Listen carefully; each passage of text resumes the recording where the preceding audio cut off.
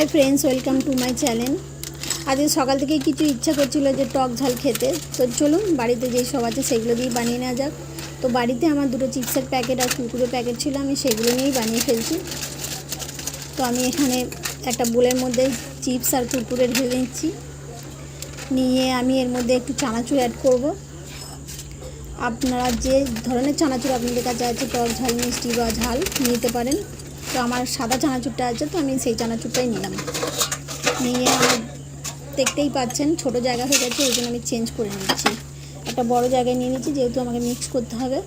আর এখানে দেখতে পাচ্ছেন যে আমি টমেটোর আর শসা পেঁয়াজ সব আগে থেকেই কুচে রেখেছিলাম, তো আমি সেগুলো দিচ্ছি। একটু ধনেপাতা দিয়ে দিলাম, দিয়ে এবার আমি একটা ঝাল দিচ্ছি। আপনারা যদি ঝাল না খেতে চান, বাচ্চারা যদি খায়, তো দেওয়ার দরকার নেই, আমি একটাই দিচ্ছি। দিয়ে আমি একটা লেবু নিয়ে নিয়েছি, লেবুটা কেটে নিয়ে আমি এবার তার রসটা বার করার মধ্যে দেবো। আপনারা চাইলেন লেবু নাও দিতে পারেন, তবে লেবুটা দিলে একটু ভালো লাগবে খেতে। তো আমি লেবুর রস বার করে নিয়েছি, নিয়ে এবার দেখুন আমি রসটা চারিদিকে ছড়িয়ে দিচ্ছি। অনেকে লেবু দিলে নুন দিতেই হয়, না হলে ভালো লাগবে না খেতে। তো আমি নুন এতে অ্যাড করব না, এই জন্য যে আমি ম্যাগি মশলাটা দেবো। যদি আপনারা চাট মশলার ব্যবহার করেন তাহলে একটু নুন দিয়ে দেবেন।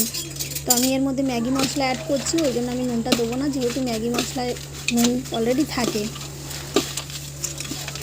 তো আমি লেবুর রসটা দিয়ে ভালো করে দেখুন মাখিয়ে নিচ্ছি।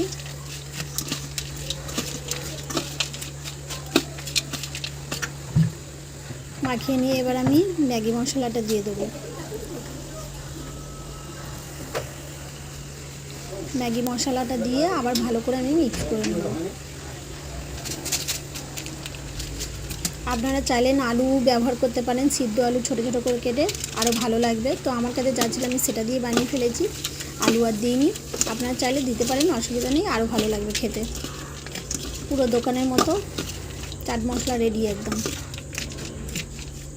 দেখুন দেখতে কত ভালো লাগছে, খেতেও অতটাই ভালো লাগবে। তো আমার টক ঝাল মিষ্টি রেডি।